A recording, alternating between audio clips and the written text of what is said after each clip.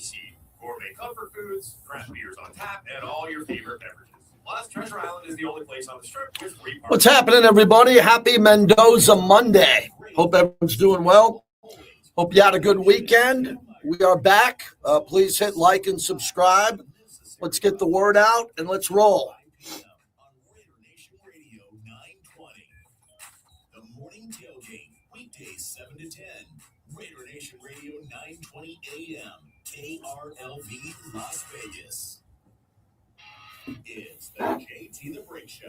This is the Silver and Black. This is the Raiders. This is a historic franchise. This is no ordinary job. For Silver and Black home to sound off for over 25 years. I don't care if I offend somebody. If it isn't right, I'm going to stop practice. We're going to do it the right way. And now, here's JT the Brick.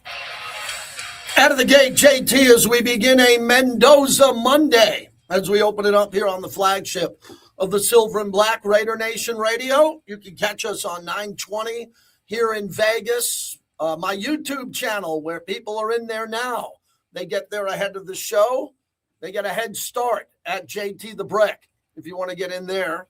Also, we're on the Raiders mobile app, which is a great way to get the show if you're like Crusader Raider in London. He listens on the app. Or you're my good friend Violator. Or you're Gorilla Rilla. You can listen on that app and hear it live. We have a much bigger audience streaming.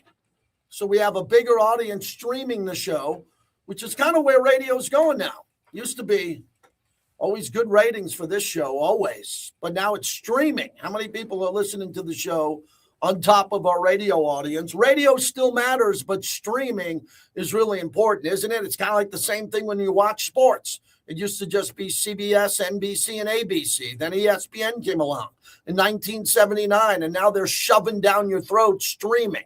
Amazon, Netflix, Hulu, this, that. You got to have streaming devices or you're not going to get all of it. So we appreciate the people that also stream the show. Raiders Rookie Camp.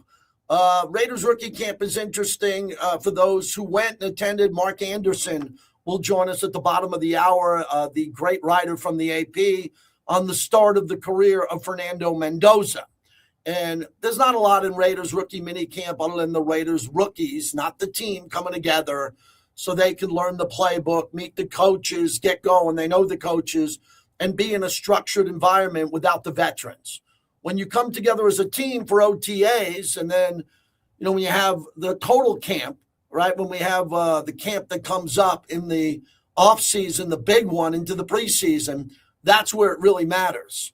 Where the last couple of years, it didn't work out well. And that's the focus of the monologue, brought to you by Modelo, the fighting spirit of Modelo. Jump in. And also, Mendoza Monday is brought to you by the DeCastroverde Law Group. If you get into an accident, brothers win, brotherswin.com. So I got hired by the Raiders in 1998, and I got hired. I was living in Vegas. So the camps that they had up in Napa, I started going to once I got going. I don't recall if I went in 98 because I got hired at one point when Gruden got hired, but then they brought me into camp before the start of the year. But other than that, I've attended every single Raiders training camp, every one. And, you know, the ones in Napa were the most memorable because they were just memorable. It was great to be in Napa. You were close to the Bay Area. Napa was cool. There was a lot to do in Napa, believe it or not. You could sip on a Cabernet Sauvignon, get a great lunch, come back to the hotel at the Marriott, and then I do the radio show in the back at the practice fields, and they just bring players and coaches to me. It was glorious being in Napa. It was unbelievable. Then the Raiders came to Vegas, and the plan was, obviously, when they put shovels in the ground in Las Vegas to build the Intermountain Health Center there and how expensive it was, you didn't have to do camps. You didn't have to do camps on the road. You did not have to. It was more cost efficient and much better facilities for the players. The players want to be able to go to the hot and cold tub. I mean, if you go to Napa, if you remember Napa back in the day, they had a weight room outside. They had a tiny locker room. It was not conducive to a great experience, but the players liked it, and they made the best of it. Now it's utopia. Why would you want to leave? And things have changed. Back in the day, the players wouldn't get Airbnbs and apartments. They'd be staying at the Napa Marriott. That's it. Now they can go home to their mansions They have mansions that they can go home to after practice, after meetings. They don't have to go to the M Resort like the rookies. Mad Max can go to his mansion, and everybody can go there. It's different. But now it's got to change. And now it's got to be more hardcore. Now it's got to be more intense, because the last couple of coaches who were very emotional and had good careers going as players and coaches, it didn't work. It didn't work at all. John Gruden's camp was probably the funnest one, because John Gruden, remember, he had Frank Caliendo in, Hard Knocks. There were other things that could happen. It was fun. But John Gruden was a stickler to details. John Gruden loved camp. That was Gruden at his finest, when he had an opportunity to yell and scream and put in the offense, and yell and scream and put in the offense. I mean, Gruden was just unbelievable in camp. He was must-see TV. And then we had other coaches along the way who gave their best shot. Rich Bisaccia gave his best shot. Antonio Pierce gave his best shot. Obviously, Pete Carroll is a legend when it comes to camp and preparation. I mean, it didn't work here, but that doesn't take away his entire body of work, where he's been in 2 Super Bowls. He won a Super Bowl, all the great games. Even his camps at USC were legendary. So Pete Carroll didn't screw up camp, but Pete Carroll did it differently.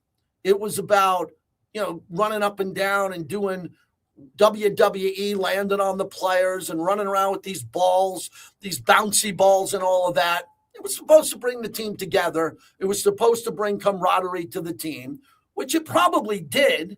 No one was throwing fights and having fights at the end of every practice because Pete Carroll was trying to make them shoot jump shots. It didn't work. And that's what's been going on with the Raiders for the last 5 or 6 years. Everybody has a plan.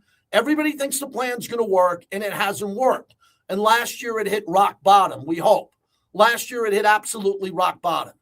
It was unique and different, but when we went out there and we watched practices, you could tell that the Raiders did not have the players. It was evident to everybody.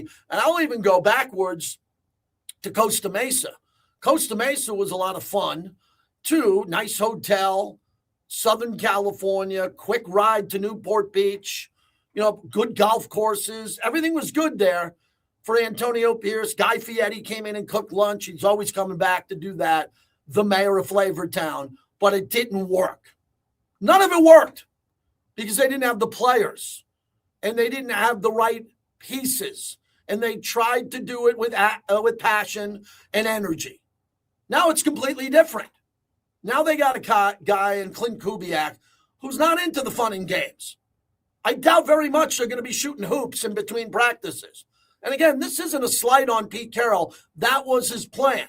I got a T-shirt day one handed to me by the staff that said competition. That was the plan. It didn't work. Competition Pete, who brought decades of passion and work ethic and competition up in Seattle with the Legion of Boom, LOB. It worked, man. It worked really good. I can't believe it didn't work here because it wasn't joined correctly with the personnel. Now John Spytek has his own camp. It's his with Clint Kubiak. They have Fernando Mendoza. They brought in a lot of free agents who aren't rookies, so they weren't at the rookie camp. But it's about Fernando Mendoza and bringing in young running backs, new receivers who can come in and fit this system. And by all accounts, it looks really good.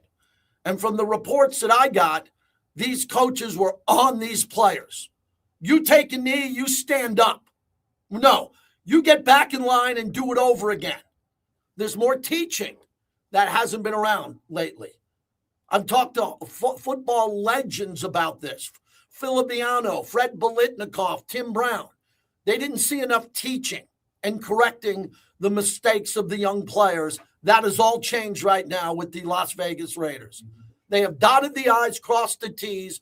They are coaching and teaching, which for whatever reason, I don't know how good of a teacher Antonio Pierce was. He's a good motivator. He's a really good player. He's passionate, got the team fired up. But now you have a teacher in Clint Kubiak who's going to be able to teach Fernando Mendoza this playbook one day at a time until he figures it out. And they're going to go over it and over it again until they get it right. And they're going to correct the mistakes that they made. especially on the offensive line, where the coaches now are going to be able to stop plays and drills and fix it with better players who are going to be used more effectively. So that's it. You don't have to be an Einstein here to figure out that things need to change dramatically. You can paint the walls. You can have a new slogan. You can hand out different parking places. You can take the decal off the helmet. You can do whatever you want to do. The coaching now is under control. Okay, it's under control, and they're doing it differently. And for reports are, it's being done aggressively, changing from last year quickly. So I think Raider fans should be pretty excited about that. But again, watching guys in shorts throw the ball around in the air, it's not life or death, but it is when you find out that certain players are going to get hired. And certain players, like we say goodbye to Charles Snowden today. It might not be forever. He might be back. They might bring him back at some point. But now they have the players where they're making decisions on what they're going to do and what they need to do to put better players on the field who are going to be taught by coaches who are going to do it differently compared to what we've seen in the past. So there's no doubt that Fernando Mendoza jumped into rookie camp and he was out there doing things that people are impressed with. Mike Washington Jr., the new running back out of Arkansas, everybody seems really excited about. And there are other players who are getting their chance to prove that they're rookies. And look, the Raiders signed a lot of undrafted free agents, who have a chance to make the team and have a chance to maybe do something unique here.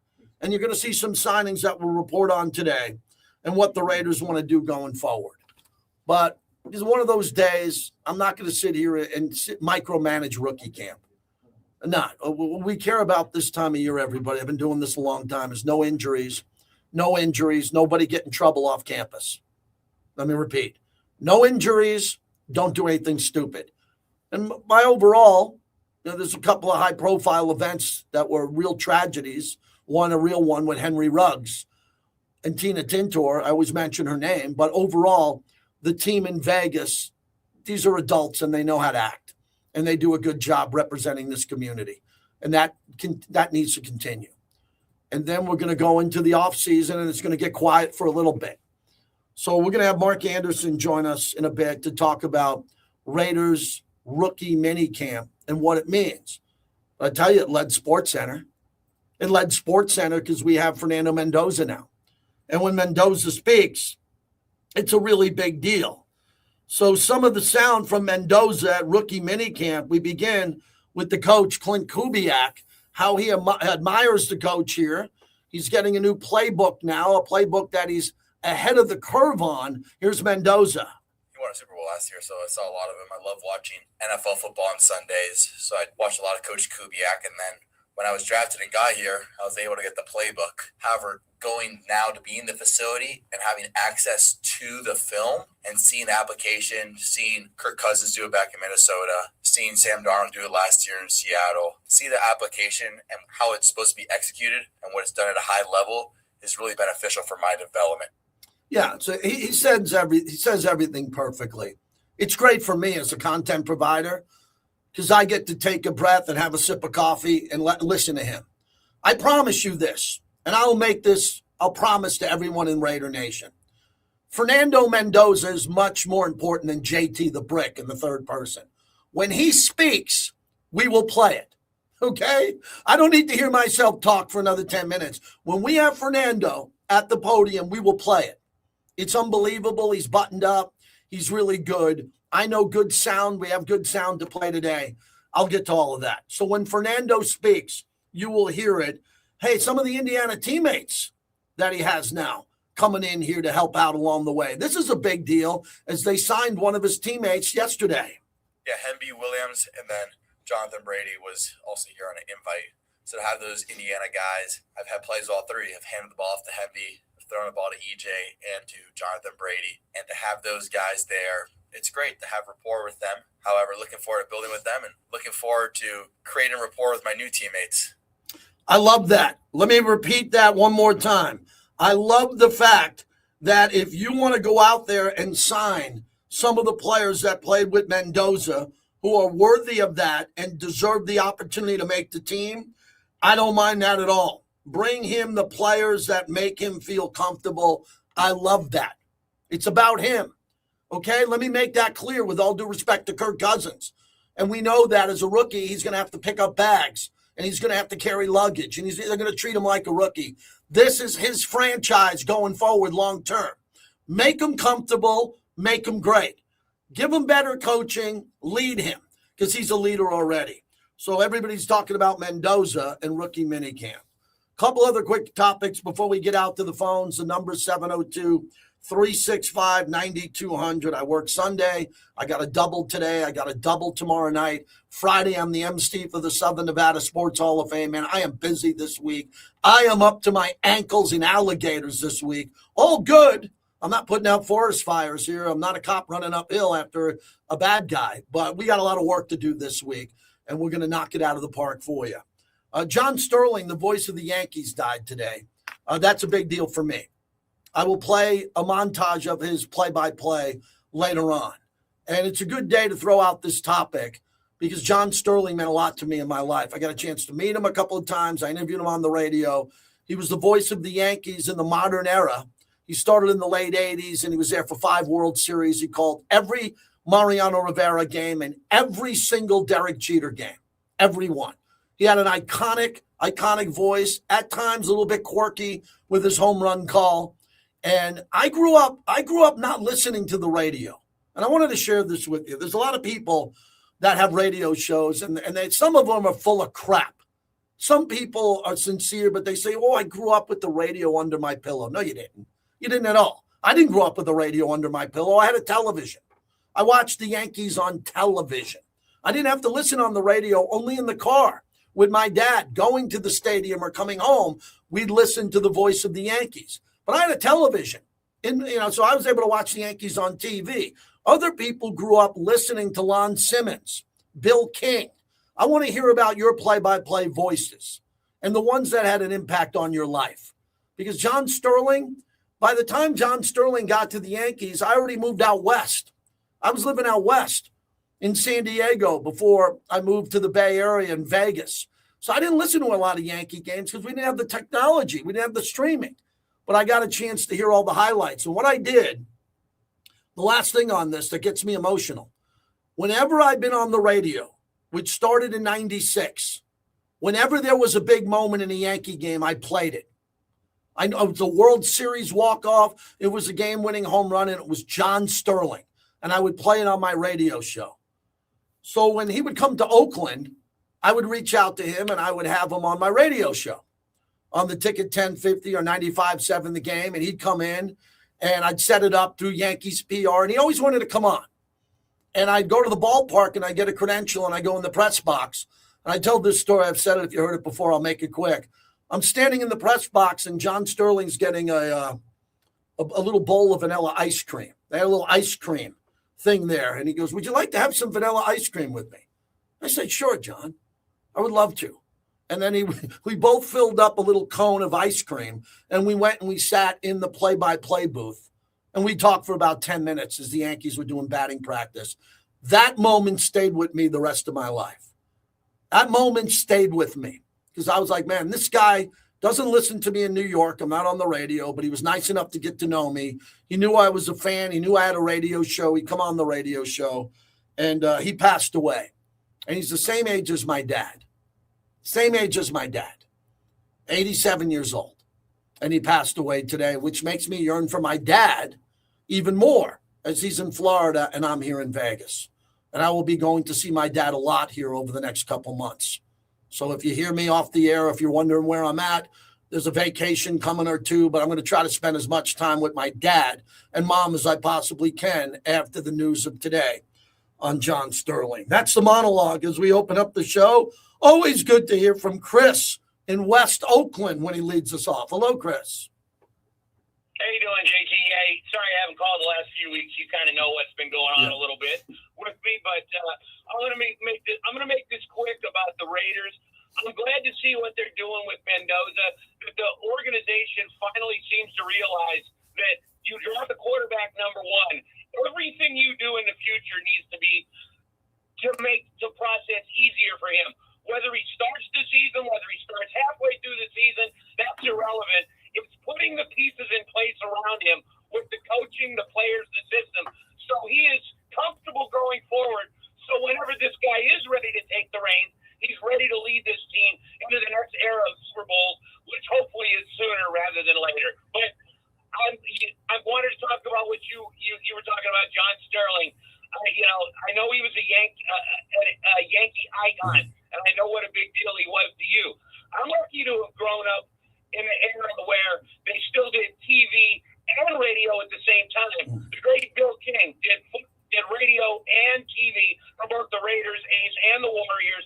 There's nobody ever been better at doing all three sports, in my opinion, than Bill King. And that's the other thing. Sterling didn't come to the Yankees until the 90s. You were already an adult, so like you said, you were watching games on TV. When we first started watching games, following our teams in the early 70s, every game wasn't on TV, so you had to listen to the radio. And not only did I get to listen to the great Bill King, we also had the great Lon Simmons and John Miller, who, as much as I despise the Giants, is one of the greats of all time. But anyway, man, I wanted to pay tribute to the great, legendary John Sterling. I know how much he meant to you. Thanks for letting me call, and I'm going to leave your phone call with this today, JT. Yankees win. The Yankees win. Rest in peace, Mr. Sterling. Thanks, brother. Nice job, Chris. Appreciate you doing that. You did not have to do that as an Oakland A's fan, but I wanted to do that today because there's only going to be a few great radio voices in your life. I'm talking play-by-play. I consider Greg Papa, who's been a dear friend, Bill King, who I didn't know, some of the great voices that we have in the business, newer voices. Jason Horowitz is really good.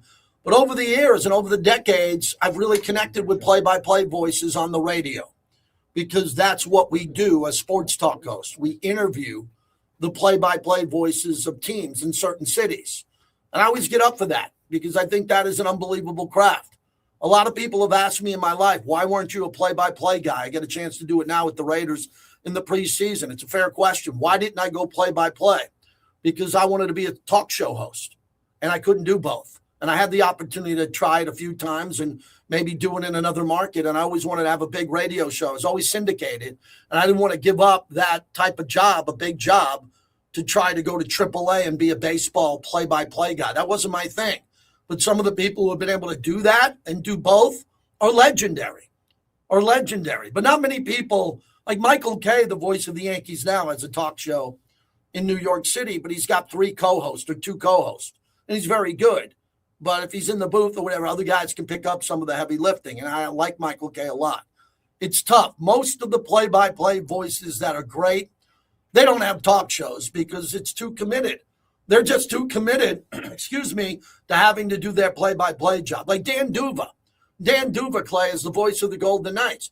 If he wanted to come in here and do a radio show every day for 2 hours, I'm sure Lotus would hire him in a minute, but he's traveling on the road, and his job is to call games. That's his priority. Yeah, if you want to be great at all of them, it's impossible. So you devote all your energies into one because the travel takes a lick out of you. Yeah. But at the same time, the attrition of the season and never being at home, that wears you out too. Yeah, and I'm happy you mentioned the travel because the best play-by-play guys travel with the team. But that's not happening as much anymore. And a lot of guys have to travel, like Kirk Morrison, this guy's unbelievable. Lincoln Kennedy, too, when he was doing it. They got to get on a plane on Saturday and do the college game. And then they got to get to the NFL city Saturday night. You cannot do that anymore with this airline industry. They're canceling every freaking flight. Every flight's getting canceled. You imagine being a play-by-play voice like 15 years ago, 20 years ago, the airlines were on time. Now you get to the gate and they're like, no, we're delayed 4 hours. What? I got to call a game in Tennessee tomorrow. You're my only connector. Good luck with that. Oh, my God. The play-by-play guys nowadays and gals, they got it tough. They got to travel. Unless you're traveling with the team, it is brutal, absolutely brutal to be a play-by. Kevin Harlan is the best play-by-play voice, arguably, because, as you know, Clay, he does Sunday night. He does Sunday on television. He does Monday night on radio on Westwood One. I think he does Thursday night on radio, Yeah, I and think then you're right, yeah. and then he does the NBA. He does 4 NBA games a week when the NBA gets going. And the top games, these Yes. are games that you can mark your calendar with how important they are. And why not? Because then when it comes Super Bowl, he's also the man behind that. He's one of one. Yeah, it's incredible the job that some of these guys do. Papa Meach checking in. We're off to a good start on a Monday. Hello. Hey, I'm honored to talk to you as far as radio stuff and goes, JT, and I'm honored to have as a friend the great Clay Baker. So I have chills just to saying, hey, I can call a person like you who've been with the Raiders forever, and you give me the time of day. I mean, it's an honor for us as fans to be able to call in. But as far as this wasn't going to be my main topic, but as far as broadcasters, I'm older, so I grew up in the broadcasting, radio stuff. And so, of course, for me, Bill King was the greatest. And I can go on to a bunch of Bill King story, but I won't bore you all. Topic number 2 is you are spot on about your parents, man. I tell you, I just lost a brother of mine. He's not a biological brother, but he was my brother, and he just suddenly passed on. He's my age.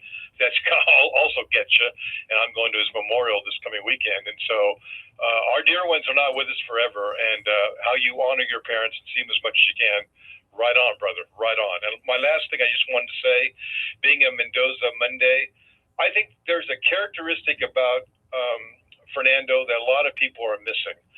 Imagine all of us coming out of high school loving football, and I don't have the figure in front of me. I wish I did. I should have prepared better. But I think he was as far as quarterbacks coming out of high school, about 2,400 and something in the whole nation. He was spit. He was not even considered. And his dad, who is a pediatrician, sorry, I can't say the word, who was a doctor, a pediatric doctor, took 27 days off, and he and Fernando get in a car and go 18 colleges road trip to get him into a college, and he gets 18 denials. No, you're not good enough. We don't want to see you. We will see you, but no. So thanks, but no thanks. How many kids could do that today or any day, even 50 years ago, be denied. And he said that he had a 1% mindset when he got back from all those denials about putting that right out of the spot and moving forward. And that's why I think this guy's going to be the greatest, because he's smart, he's athletic, and he has that drive and that spirit to not say no to anything, that just to keep on moving. Because I don't have the fortitude. If I had 30 overall rejections, I would have said H with it. I would have said forget it, and most of us would have. So he's a friend.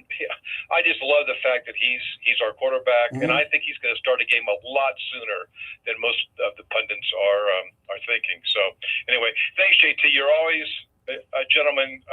Give us all a time to speak. Yes. I love your show. Thank you. And I love Clay. So Appreciate keep up it. the good work, Thank you, guys. Papa Meach. Good to hear from you, man. Appreciate everybody who calls in. Those who call in a little bit, those who call in a lot, even those who don't call in, we appreciate the fact that you listen. 95 to 96% of our listeners don't call. That's radio. Been dealing with that my whole life. But today I'm going to do 5 hours solo. And I say solo because Clay can talk whenever he likes. He's my partner here. And at night, I tend to go solo. But it's nice to have people that can add to the story.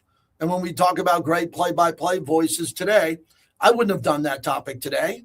Why would I do that? Why would I come in on a Mendoza Monday and do who are the great play-by-play voices of your life? Well, John Sterling passed away, the voice of the Yankees, and he had a big impact on my life. So that's how we kind of roll in sports radio. NBA, Vegas Golden Knights tonight. While Bill Carlson's back, he'll play. Do not mess around with the Ducks, okay? Did you see my video where I took out Utah? They're coming after me. Oh, wow. Why? Because they did that stupid jersey swap? I told you I was going to wait. I told you I was going to wait till the end of the series. And Vegas came through. So I dropped the dart on Salt Lake City. And now they're making fun of me and calling me names. And you don't hold your cigar right. And you're having a drink. Oh, they're freaking out. because I know how to take out fan bases like that. And I took out the Utah Mammoth. They're out. They're done now. You don't have to worry about the Utah Mammoth. I took them out for you.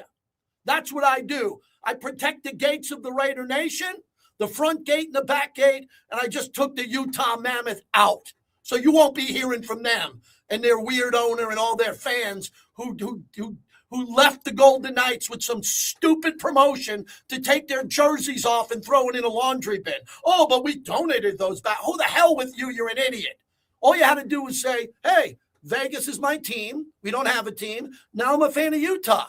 I'm going to be a fan of Utah. I did that with the Islanders. I was a fan of the Islanders. Vegas came, inaugural team. I said, no, I'm going to back the Golden Knights. I didn't take my Islander jersey or my gear and throw it in a bin and look like a dope. So for Utah, those little children up in Salt Lake, they're finished. Thanks to me. They're done. 702-365-9200 as we open up the show. The great Mark Anderson will join us next from the AP. We'll get an update on what's going on with Mendoza, what this offense could look like. And remember, it's the off season. We're not going to look at every pass. Did it go off a fingertip? Was it behind the guy? Who cares? Get the playbook, learn the playbook, be on time, be early, act like a Raider, be proud of your association with the Silver and Black.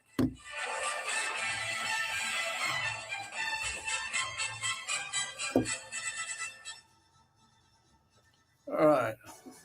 Wake up with the morning tailgate. It's that you've got somebody that is playing a little bit of slot. He's going to play a little bit of safety. So we think you call before the commercial break. If you can you hold on? You come after Mark Anderson. I think he'd be called that chess piece that lets you. Okay, cool, man. I appreciate it. Thank you. I'm stunned if he's not starting. He's a day one impact player. I thought that was a home run pick. The morning tailgate, weekdays at 7 a.m. All right, that was a fun monologue. That was fun. Partner of the Las Vegas Raiders at Allegiant Stadium. Bring your friends, have some fun, but always bet on black. Visit their 10 casinos across the valley. Don't let the game get out of hand. Please bet responsibly. Hey, it's JT. Grimaldi's is hands down my favorite pizza in Vegas. Only at Grimaldi's can you get their famous New York style. How about that Kentucky Derby, man? That was freaking amazing. That was an amazing Kentucky Derby. And the best man in my wedding, the best friend of my life, my best man knows the trainer who ended up winning. It's kind of connected to his side of the family. So really cool to watch that Kentucky Derby. It was great. VIP experience with the best service in town and exceptional savings on your favorite Fords like the F-150, Explorer, and the Bronco. Visit Ford Country at the Valley Auto Mall or online at FordCountryHenderson.com. Ford Country, where the difference is real. The next 30 seconds could save you hundreds on your car insurance. At The Hartford, we're passionate about your protection. If you're 50 or over, AARP Auto Insurance from The Hartford gives you benefits that really matter. And you can save $597 when you switch. How's that for a little peace of mind? Visit trusthartford.com today. The Hartford. All right, that was a hardcore monologue. Chris in West Oakland, Papa Meach. AARP and its affiliates are not insurers. Savings vary.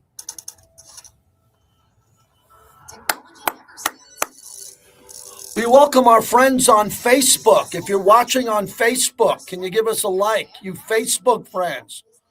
I'm going to start purging my Facebook page because I got a lot of followers on Facebook, man, but they kind of just kind of hang out quietly. Facebook, you there? Hit like on Facebook.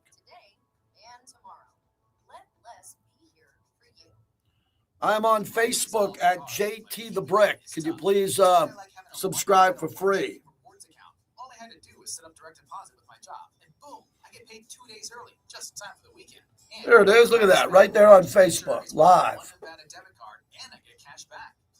And we only have 7 likes. Where the hell is everybody on Facebook? You know how much bigger Facebook is than Twitter? How much bigger it is than Instagram? I just think there's a lot of dead bodies on Facebook. People that just haven't looked at their Facebook for a while. At 365 Plumbing, we're bringing fair pricing back.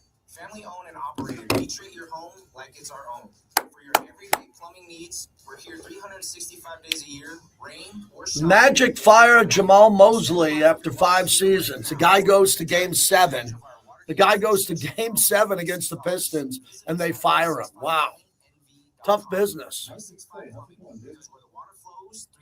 I'm all right, thanks. Is this a good time for that? Has expanded into one of the largest independent auto repair shops in the valley. We have With 23 bays, over 12,000 square feet. Zip Man, is your one-stop shop. Screwball's out, Clay, 2 to 3 months.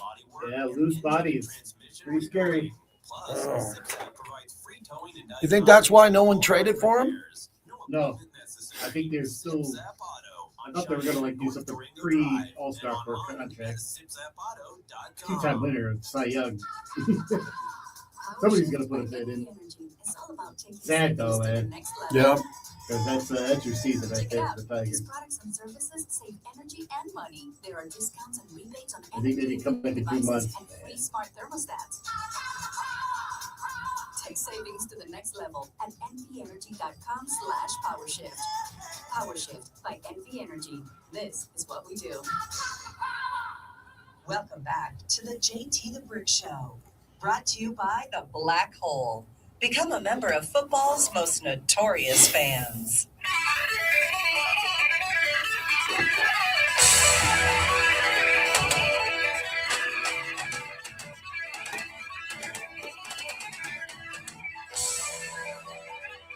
I watched football last year, so I saw a lot of them. I love watching NFL football on Sundays, so I watched a lot of Coach Kubiak, and then when I was drafted and got here, I was able to get the playbook. However, going now to be in the facility and having access to the film and seeing the application, seeing Kirk Cousins do it back in Minnesota, seeing Sam Darnold do it last year in Seattle, see the application and how it's supposed to be executed and what it's done at a high level is really beneficial for my development. Fernando, it's a Mendoza Monday. JT back with you, brought to you by M Resort. Spa and Casino, 2 towers are better than one. Spent a lot of time at the M over the last couple of weeks, especially for the Biletnikoff Hall of Fame Golf Classic. If you're looking for a good room rate, the pool, the concerts, it's all there at the M Resort Spa and Casino. Let's welcome in our friend Mark Anderson, the great journalist from the AP. So, Mark, I knew you were at the Benavides fight. First, let's start with that, the gate, the crowd, the Mexican monster, and how that fight went off, man. He is just rolling through everyone. The fight was – he dominated from the beginning. I don't remember the last time I saw a fighter with faster hands than him. Mm-hmm. His combinations were just unreal. And the moving up in 25 pounds – you couldn't even tell. He just owned the fight from the beginning. I saw the judges' cards after. One judge gave him all the rounds, which is what I did. Mm-hmm. And I saw one judge gave one round to Ramirez, another judge gave another round to Ramirez. I mean, which still dominant. But I was like, I don't know what fight they saw. I remember he just won all the rounds and he won them convincingly. It was just remarkable. Yeah, one more on the fight. What I find interesting with him now, going up that much in weight and he can carry it. His hands are heavy. He's got great combinations on the inside. I've been following him for a while and know his skill set. And I know Canelo was there and he's calling out Canelo. Look, I just don't I didn't like it with Floyd. I didn't like it with Pacquiao. I don't like it now with Canelo. That at the very, very, very back end of their career, that they're getting called out by other fighters there. They're way past their prime. They're nowhere near their prime. But those great legends provide a bigger gate and a bigger pay-per-view. Oh, yeah. Benavides knows that a fight against Canelo would pack T-Mobile. T-Mobile, for the seats he had open, they were filled, but they curtained off the upper section. So, I mean, half the arena wasn't filled, wasn't even open. So, if he fought Canelo, the whole thing would be open. There's no question about it. And I agree with you. Canelo is not the fighter he was. I mean, that was Terrence Crawford. You know, it was in that fight against him. It was clear that this isn't the same guy. Benavides would beat Canelo, I think, probably fairly easily. So I don't know how much beating Canelo would really prove at this point. All right, Mark Anderson's our guest. I want to get to Raiders rookie minicamp, and from what we're seeing on social media, the big talk seems to be making Fernando comfortable. They're going to treat him like a rookie. It's rookie minicamp, so there's no Kirk Cousins there or veteran quarterbacks, and it's about him being under center. as you covered him at the end of his career in Indiana, knowing that he was going to go to the Raiders, do you make a big deal out of this? Do you think it'll be a smooth transition with this footwork to get under center? I think there's going to be a transition. I don't. I don't think it's going to take him 2 years or anything like that. But it's going to take some getting used to. But he'll get there. He's a smart guy, and he's clearly a hard worker. It was something he was working with Brian Greasy on even before he got drafted by the Raiders. So he's already ahead of the game, and he'll get there. I don't know how soon. Maybe through training camp, maybe into the season before he's feeling comfortable. Who knows? But I think he'll get there some point this year, and probably get to the point where he won't even notice it. Mark Anderson is our guest. The Indiana players coming in, I think, is good for Fernando. What do you think of the depth at running back now? And what do you think Gentry's thinking after them bringing in some other running backs that maybe could be explosive too? Because he covered a lot last year, Gentry. He took a beating and didn't show it. He didn't look like he was beat up. He could take the licking and keep on ticking, but they got to get him a rest throughout the course of the season to prove that this offensive line can block. Well, they want Gentry around for the long haul, and he can't keep going through seasons like his rookie year. He just got, like you said, just banged up. He just won't last. I think he realizes that. I also don't think is super competitive. I mean,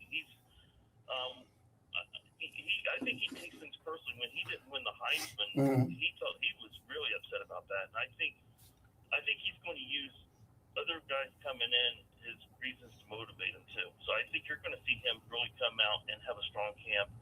I think the offensive line will be better. It's not there yet, but it will be better. Getting one of the best centers in the game. Obviously, get Colton Miller back. Maybe JPJ can stay healthy and produce. So I don't think he'll have quite the season he had last year, where he just didn't have any room to run. I think he's going to have more room to run. I expect him to have a good season. And if you have other players taking the heat off him, you keep him fresh too, that will only help. Mark Anderson's our guest from the AP. So with Traden Stukes coming in, Kieran Crawford on the line, but Jermod McCoy and especially Dalton Johnson and Masses, the cornerback from Cal, this was a heavy secondary rebuild, which I'm all for.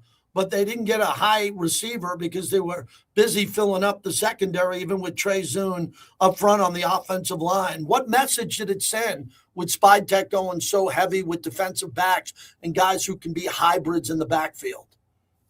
Well, you and I discussed it before the draft. It was the biggest concern I think you and I both had about the team is their secondary was so weak. And honestly, Spy Tech felt the same way. So, I really liked what he did in the draft. I think McCoy was an absolute steal. That could be just a complete home run. I mean, you never know. Obviously, there's a concern he might need a second surgery, but if he stays healthy and he doesn't need to go under the knife again, or if he has to, it's not that big a deal. That could be a tremendous gift for the Raiders. So I really like what they did. I do think they need another top receiver. I mean, Brock Bowers, I guess, is kind of the number one, but I don't know that you really want your tight end to be your top receiver. Your wide receiver one, you still need an actual guy to do that. I'm not sure. I think Jalen Naylor, out of the shadow of Minnesota, will do better, but I'm not convinced he's really the number one. They still have a need there, but if you had to upgrade the secondary or go get a number one receiver, I think you take the secondary. Yeah, I don't think there's time unless there's going to be an A.J. Brown move or something like that I don't anticipate because I don't think they want to give up leverage for the future. But you mentioned Neighbors, and I think that's a really important pick because if you have the mentality that Bowers is the one and Michael Mayer is going to pick up the tight end numbers that he eventually should get, and then Naylor could really be a good number two, to have Bowers and Naylor with Trey and some of the other receivers is not bad. But I just don't sense, Mark, around the league, the Raiders are going to get the respect until a big X wide receiver, a 6'2", 3 guy comes in the room who can really prove that he can make plays. That's not going to get the respect from around the league, especially in the AFC West.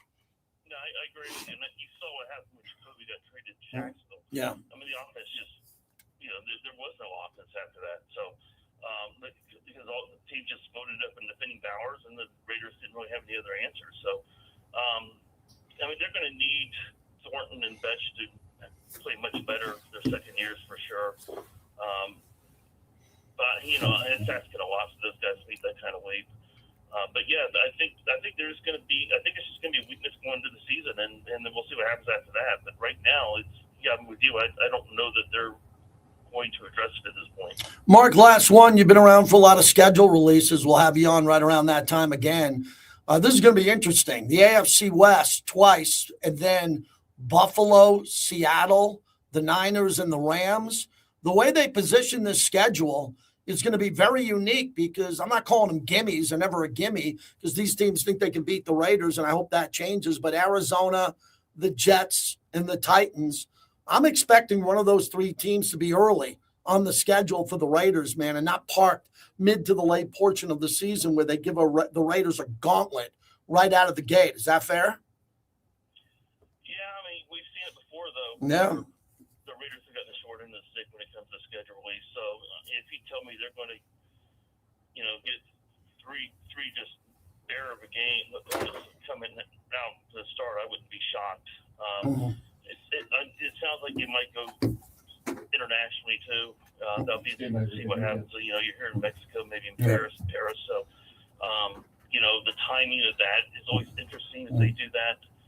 Especially if they go to Europe. I mean, that's obviously that's even going to Mexico, that's not exactly down the street. So it's just where they place that game, I think would be really telling. But I do think the NFL tries to be fair to the teams, but they're not going to be fair to 32 teams. No. And so it's just you just can't do it. So there are going to be certain teams that complain about it, and rightfully so. But it's just going to happen, and it's happened to the Raiders before. And if it happens to them again, I wouldn't be surprised.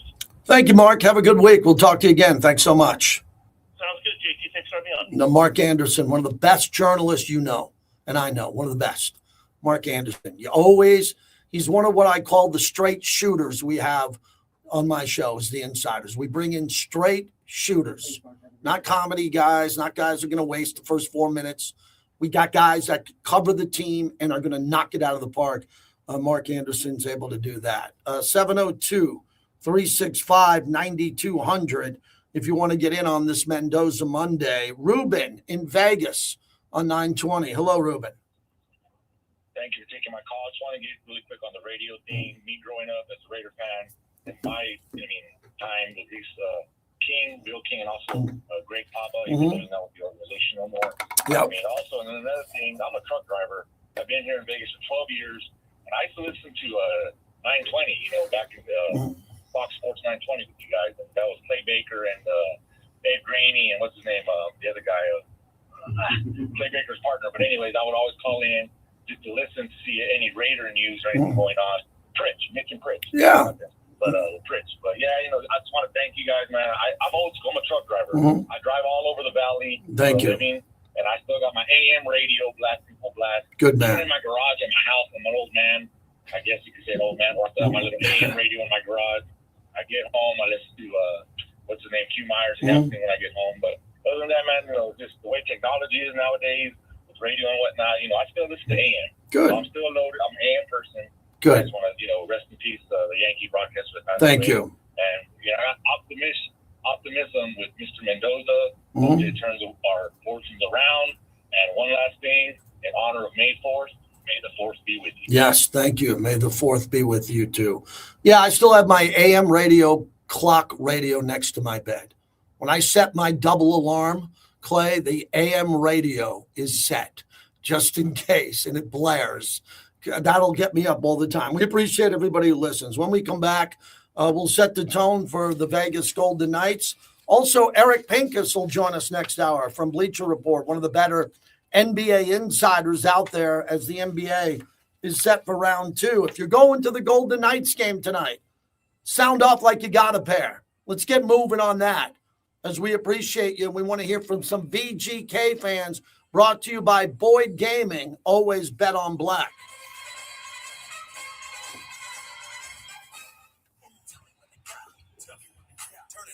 Be right back, everybody. The Ultimate Throwback Hip Hop Party Takeover is coming to End Resort this summer, featuring 3 party rap icons: E40, Too Short, Yin Yang Twins, from West Coast classics to crunk anthems, hit after hit all night long. Saturday, June 13th at a resort pool.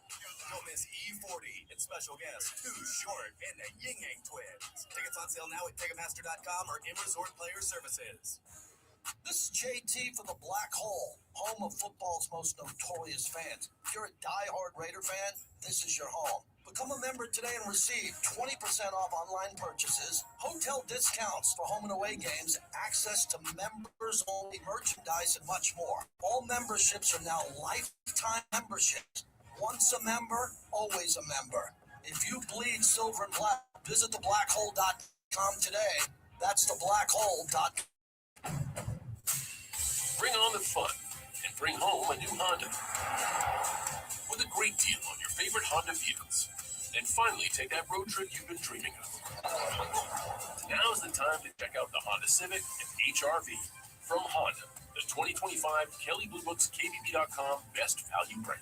Stop by your Las Vegas Honda dealer today for a deal on an award-winning Honda.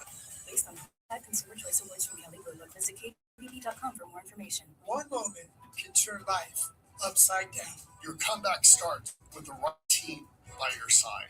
At Castroville Law, we've spent decades hoping injured Nevadans take back their lives. We never back down. We never give up. We're the DeCastro Brothers, and we have your back. Together, we win. BrothersWin.com. At DeCastro Verde Law, the brothers have your back. BrothersWin.com. Hey, babe, where are you going? Fantastic indoor swap meet. The swap meet? I love Fantastic. Can I come along? Sure, if you bring your wallet. What are we shopping for? Everything. They've got everything, and it's a lot more fun than shopping online. Okay, let's spend the afternoon. It's just over on Decatur and Okie. You know, Fantastic's open every Friday, Saturday, and Sunday, 10 to 6. And like they say, it's fantastic. And like they say, if they we can't get got producers or board ops, Hey, Jeff, or how's the new job working out? It really sucks. Terrible boss, and the paycheck is even worse. I gotta get a new job. Truck you. Wait, what? Truck you. You don't have to curse at me. Dude, you should check out Truck You CDL Training. My brother got his CDL license in 4 weeks, and now he has a new career making great money. Okay, I'm listening. Truck You offers small classes with night and weekend times available. They will even help with payment programs. Check them out. Truck, the letter U, LV.com. Truck You. We'd have imaging departments, and we'd have cameras, and we'd have salespeople coming in and knocking on the door. You don't get any of that. So if I'm not up for you because you're not available on Friday and I can get Vinny, who cares? Call I care. 877 I Cars take for Kids everything to reach a seriously. friend.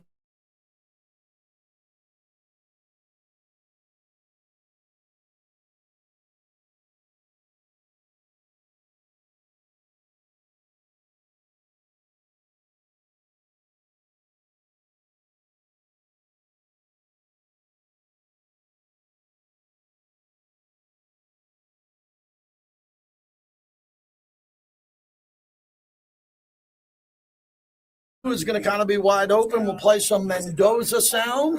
What matters most. Apply today at western.org or stop by. I got my Knicks tonight, and I got the Golden Knights, and I'm on from 8 to 11. So I'm going to have a great night tonight. I'm going to get paid to be on the radio and watch my teams. I love Brought that. to you by Modelo Especial, the new #1 beer in the U.S.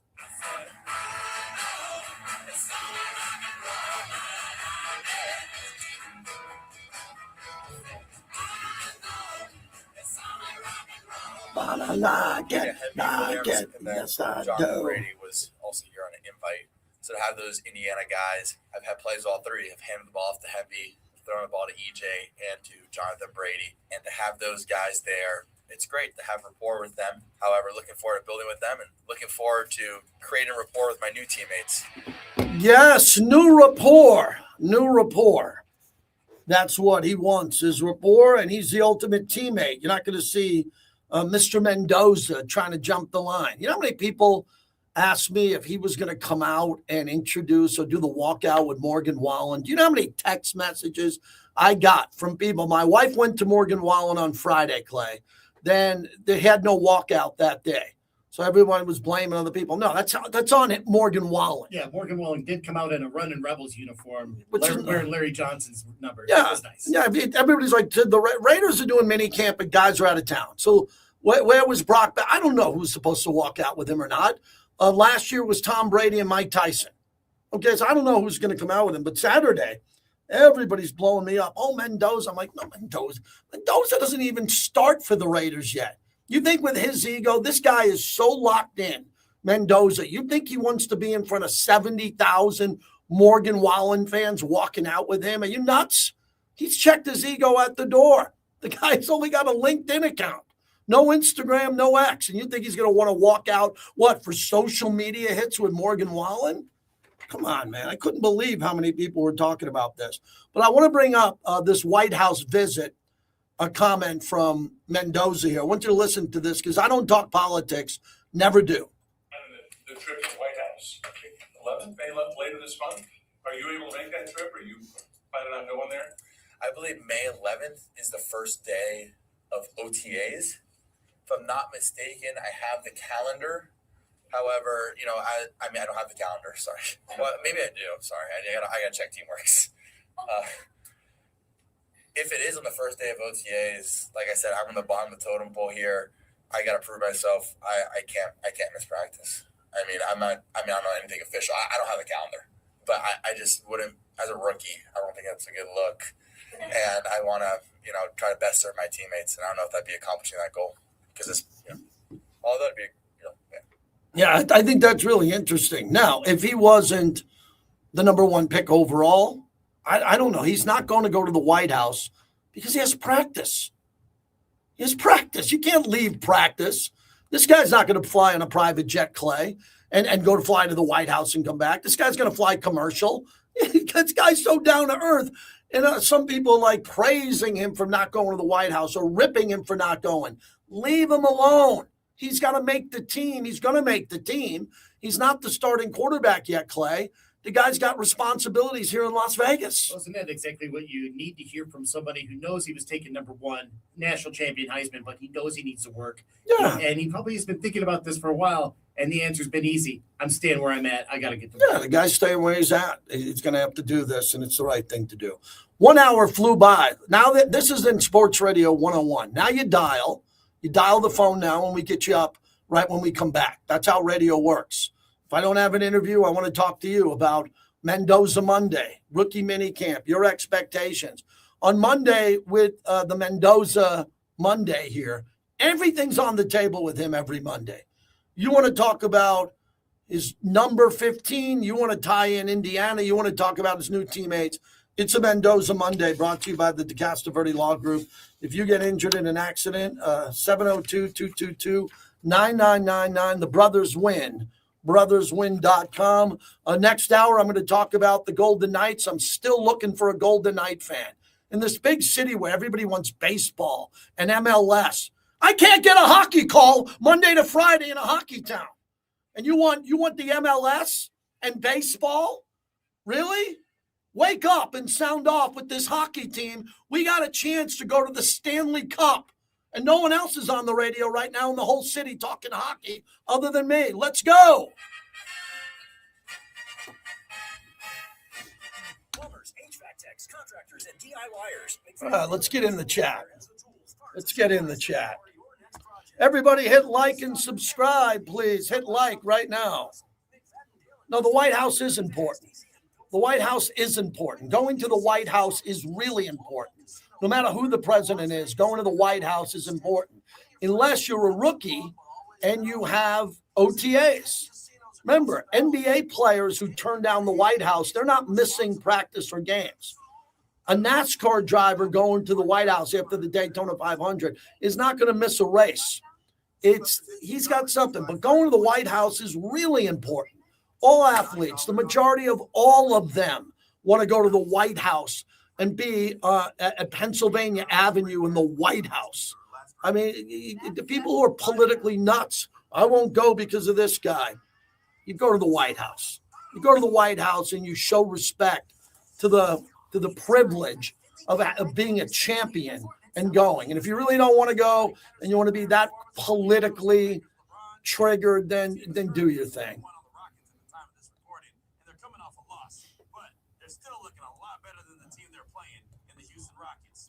Going into the playoffs, we knew there was no Luka Doncic, who's dealing with a grade 2 hamstring, and Austin Reeves, who also was out for a period of time and is back now. So Ooh, back early. Good. the Lakers didn't have a chance. I figured LeBron James, he was good to get one game for So you LA. got VGK, you got NBA, 2 more Madison cuts. Okay. But even I can admit what LeBron Jeremy James is Colin. doing at his age is incredible and something Okay. even my GOAT did not do. Sometimes you just have to take your one-sided glasses off and give props when props are due. All right, hour number 2. Here we go. Player Performance of the Week, brought to you by Finley Cadillac Henderson. Gambler's bonus hits again. On March 14th, Michelle hit 4 aces, clearing her Gambler's bonus 4-of-a-kind bingo card for over $10,000. Michelle hit big and so can you with Gambler's bonus. It's why you play the game. Hey, JT, Grimaldi's is hands down my favorite pizza in Vegas. Only at Grimaldi's can you get their famous New York style. Grimaldi's Pizza. I'm a Wailea guy. I'm a Kihei guy. Right underneath Wailea on that beach is where my buddy lives. So I got good access to the beach. When I go to Hawaii, Maui, I want to be on the beach. Not in a resort, at a pool. I got a pool in my backyard. When I go to Maui, I want to be on the beach. Your silver and black home to sound off for over 5 years. It's really important to be that we're a gritty team the way that they were back in the old days. It's nothing that we say, it's what we do on the field. All the little things that win that have nothing to do with ski. And now, here's JT the Bread. All right, JT, hour number 2 on Monday. It's a Mendoza Monday. We do that for Fernando Mendoza, the number 1 pick overall, the future quarterback for the Silver and Black. As I said in the first hour, anything is wide open if you want to talk about him. I don't go crazy on rookie mini camp. I don't go crazy on the practice squad. I don't. I want to talk about championships, but everybody's a member of this team. They have a chance to make the team. If they can make the team, fantastic. And we want everybody to succeed here, but we're talking about the big topics here. And over the summer, it gets kind of quiet. And I don't see a lot of people doing backflips over rookie minicamp, but the media who were out there and watched it all seemed to think that Mendoza looked okay. His footwork was good. The ball comes out nice. It's a great spiral. It's supposed to. He's the number 1 pick overall. It's supposed to be good. It's definitely supposed to be good. Mendoza will not go to the White House with Indiana. You do not have to be politically nuts and triggered to handle that. He's not going because he has work to do. He works for the Raiders now, and they have practice that day. Real easy open and shut deal. Now, people who don't go to the White House or love going to the White House, I don't know why that bothers you. I really don't. I think it's a privilege to go to the White House at any stage in any athlete's life if they win a championship, no matter who the president is.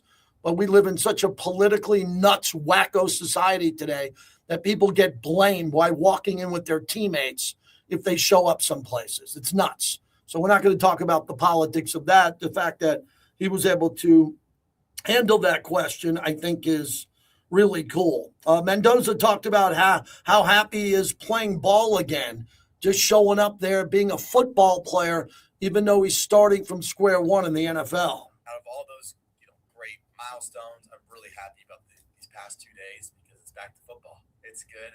Really enjoyed college. We're able to end off on a high point, and now back to the bottom of the totem pole. Yesterday, I was like, wow, I have a lot to work on. Wow, the NFL players, everybody here in rookie camp, these are all really, really good players. So I need to elevate my level of play to then when we go to OTAs next week in training camp. So it's good to start back in the bottom of the totem pole. I have a lot to learn and a lot to grow up with great coaches and great players around me. I'm excited to do it. When it comes to OTAs where he's there with his veteran teammates and he's able to get reps in with the wide receivers and the veterans and Ashton Genty and all that, that's a pretty big deal. And Brock Bowers. Rookie training camp is just getting accustomed to being a rookie, to go through practice. And I think a lot of people believe he is ahead of schedule. He's at a point where he is ahead of schedule. Here's Jeremy Fowler from ESPN, who talks about this process here for Mendoza. Remember the Heisman Trophy, the college football playoff, the national championship, now being drafted number 1. What will Las Vegas and its coaching staff be focusing on with him during this practice? Yeah, Randy, the big thing is under center. How much can he handle with the play action, all that fun stuff? Because he didn't do a lot of that in Indiana. But talking to people with the Raiders, they say he's been ahead of schedule with all that pre-draft. He was awesome, asking a ton of questions, really intentional. So they feel like he's going to come in completely ready to do that. Also, Randy, the Fernando Mendoza charm factor is on full display in the Raiders building. He was there for his press conference, and I was told he was sending text messages afterward to people like in different departments just to say thank you. So he's breathing some new life into that building right now. Yeah, I think the new life in the building, it's interesting. I'm around the building a lot, and whenever I'm in the building, the life is good.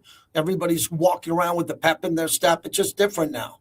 They get a restart. The whole organization gets a restart here. And that's why we talk about Mendoza today on Monday. We're on throughout the Raider Nation. Whenever I have an open phone line on a Monday, I'm shocked because Raider fans, we have our own radio station for you. You understand that? We have a radio station for you. As much as I would rather talk hockey today in the NBA playoffs, we cater to Raider fans on days like today, Mendoza Monday. If you're happy about Mendoza, if you want to talk about his transition, what have you seen from billboards? When you see Mendoza, when you see him on SportsCenter, does it give you a sense of pride? 702-365-9200. They had the Pick is In special, and there was a draft special show that aired on TV this weekend on ABC. They got some good sound of John Spidtek. This is his call to the number one pick. Hello, Fernando. How you doing? John Spidtek, how you doing? I appreciate you calling. We're going to be thrilled to make you the first pick in the draft here and welcome you to the dark side. Thanks so much. So I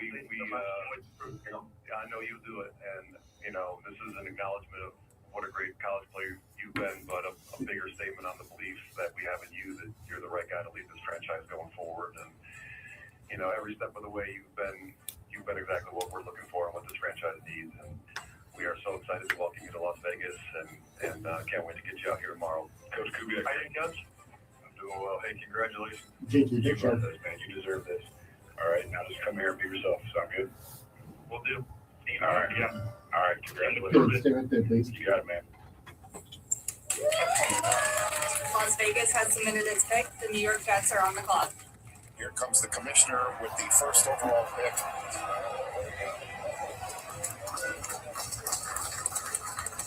It's probably the least suspenseful first-round pick I've ever been a part of. But at the same time, it was one of the most, if not the most exciting picks I've ever been a part of. Heisman Trophy, national championship, and number one pick overall. This kid, when he needed to come through in the clutch, he did game after game. So he ascended from late first, second round, all the way up where you were not going to deny that Fernando Mendoza was the best quarterback in this group and the best player overall right there with Jeremiah Love. All right, that's courtesy of ESPN ABC. On NFL Live, they're putting up a stat. Fernando threw 1,008 passes, 1,008 in college, and only 5 were under center. 5. So everybody seems to be concerned about that. 2.2% of his passes. So now in the NFL, because Clint Kubiak wants his quarterbacks under center, that's a big topic now, and I think he'll learn quickly. He learned how to take a hit. He learned how to throw the out route, the back shoulder, the bomb. I think he'll be fine with all that. Also today, the Raiders have signed wide receiver Jonathan Brady. The club announced that 5'10", 183-pound wide receiver joins the Raiders after 4 seasons in the collegiate ranks, playing 2 seasons at New Mexico State before transferring to Cal in 2024 and finally Indiana, where he played his senior season in 2025. So undefeated, which is great. Also a Gorman guy. How about this? Brady returns to his hometown in Las Vegas, where he played football at Bishop Gorman High School, helping the Gales to a 30-2 record over 3 seasons of football and the Nevada Interscholastic Activities Association Class 5A state title as a senior in 2021. So that's a great deal there. We're excited about that. Another Bishop Gorman player in the NFL signed. In a corresponding move, the Raiders have placed wide receiver Justin Shorter on the reserve injured list. So that's a great story here, and we'll see how far Jonathan Brady can go, right? This is the first big step for him. Very excited for that young man. Excited about that. 702-365-9200. Raider Reggie in North Las Vegas. Good to hear from you, Reg. What's happening? Sir, what's going on, JT? Hey, first and foremost, man, thanks for what you do. It's a lot of times that you're on stage or you're hosting or you're doing whatever you got to do, which you do well. I really appreciate it. And I'll see you at the location or I'll be at the event. And you always give me that heads up when you see me. You give me a little wave or a nod. And I appreciate you, man, because a lot of times I'm literally there to support you. Just like Thank you. Calling right now. Appreciate that very I'm calling much. Right now, because we need to put a ATV out on Raider Nation. Yeah. At this time of day, I know I don't call every single day, but a lot of times it's because I'm going through my own thing right now, and I don't really want to make this about me. Mm-hmm. But Raider Nation, we got enough people to spread this around. JT has done this thing flawlessly, man. You think about the time that he spent on the air representing Raider Nation. When he was in some hostile environments, people don't even care about the Raiders. Hey, Reg, you got to remember, now I'm the lunchtime guy. I'm not the big morning drive guy or the evening drive guy. I'm just the lunch guy, man, around. I do a couple hours for lunch, and then I kind of roll on, man. I just try to make this as great as I can possibly do it. I go way back to you on the SmackDown. You know what I'm saying? Yeah, I got you. They got to understand that. They don't know what they have in you. Oh, they do. That's how I feel with how we're responding to our guy Mendoza. Mm-hmm. When the draft pick went up, and I was at the draft party, when the draft pick went up, the reaction of the crowd was like, it was like jaded. It was like they was happy, but we already knew we was going to get them. But they're not realizing what they have in Mendoza. Somebody mentioned it this morning. Somebody brought up Ken Stabler being a homegrown draft pick for the Raiders. This is our first time really having that thing the same way, where we could have a homegrown guy go from being a rookie, learning the system, to being the guy that's actually running the system. Right. We got to accept that and look at it for what it is. Yes, he's going to make some mistakes. Yes, there's going to be some things that he don't do right because he's not perfect. But we have an opportunity that this guy could be the guy. How many times we get a quarterback in here that all of us were scratching our head like, what's going to happen next? You know, we got a guy that could actually learn this new system with our new coach. That's the other thing. We got a brand new coach. So, Raider Nation, stand up. Raider Nation, unite. Call in, man. Somebody got a word. Somebody got an inspirational thought. Everybody's good, Reg. I appreciate your call. You're a good friend. Appreciate that. We're all fine on the phones. I'm different. I like to remind people that we're live. We're not a podcast. I do that at night too. I come out of a break. It's like 10 o'clock at night and it's like no one's on hold. And I'm like, what are we doing? We can talk sports. We don't need anybody to call in. We just like the fact that you're invited. I'm old school, man. I like to work. I like this show to be fast. I don't like to kill time. We never do that. You know, you'll hear an interview from here or there or this or that, but when I get a chance to talk to you, I like to take advantage of the format. Oh boy, more Diana Rossini, Mike Vrabel talk. Now Diana Rossini's husband is chiming in. Woo! This story will not go away. It will not go away because Vrabel and Rossini are laying low and people want answers. When there's more to the story that's important, I'll let you know about it. 702-365-9200. Let's get out to Halima in the Bay Area. Did I get that right? Halima, thank you. You did get it right, JT. Actually, I go by Raider Becky. I probably should have used that. That's okay. I'm a long-time listener, first-time caller, super excited. I have a Thanks. question for you, though. Sure. I was in Vegas last week for my birthday, the whole week. I love Vegas. I'm a long-time season ticket holder. Fernando, what do you think? Who do you think he will have the most instant chemistry with among the wide receivers? Because I've been thinking about this, like all the guys we have, the new guys are coming in, but like I know, like when Derek was our quarterback, it was AC to DC, and everybody expected that. But what do you think? I think it's got to be Bowers. Bowers has got to be a safety net. It's got to be his big play guy. More Bowers. Just get the ball to Bowers. And I think Fernando with this offense of Glenn Kubiak, when he breaks the huddle, and the number one option is Brock Bowers, I think Fernando's going to get him the ball on time, accurately, and Bowers could really connect with him.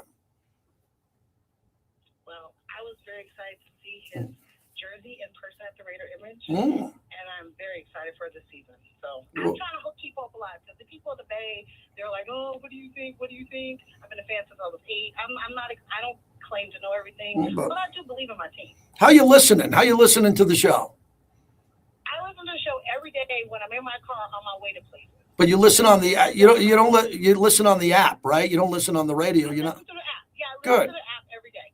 I listen to you, and then I listen to my homeboy at 2 o'clock. Good. Q. Actually, I met Q last season. Awesome. Well, I hope to see you at the Torch. Thank you. Appreciate it. That's someone. Thank you, Helene. I appreciate it. Bay Area listening on the app.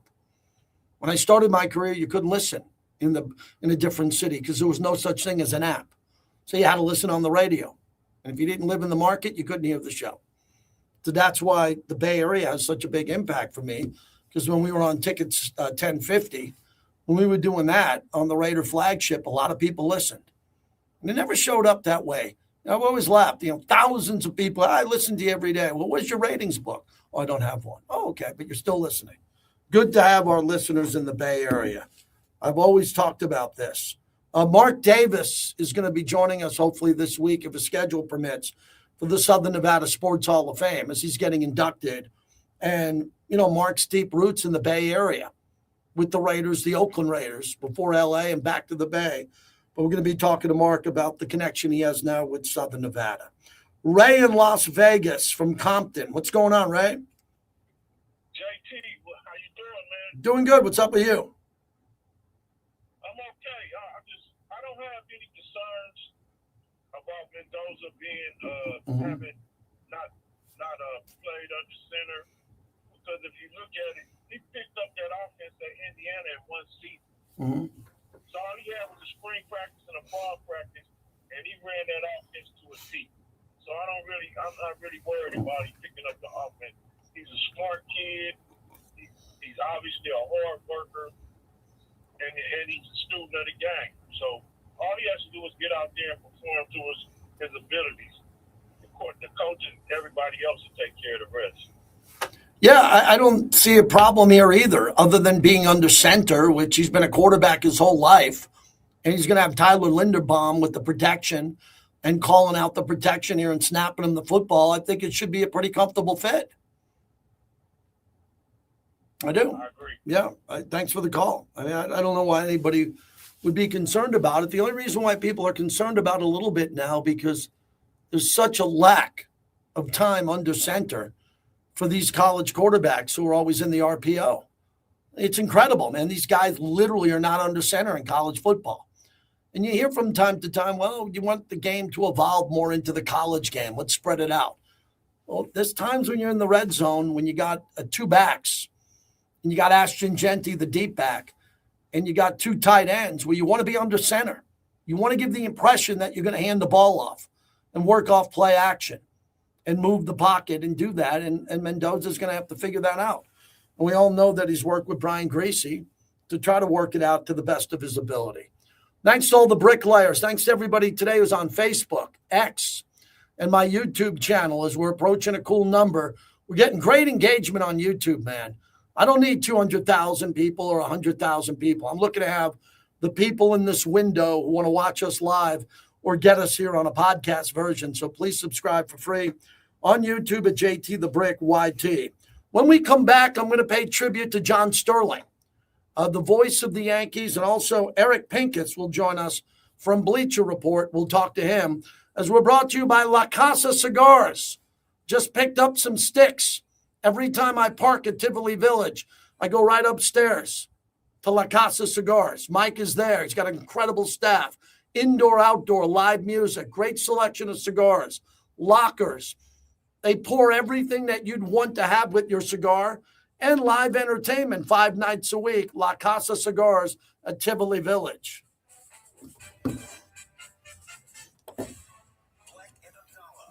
Thanks, everybody. Appreciate it.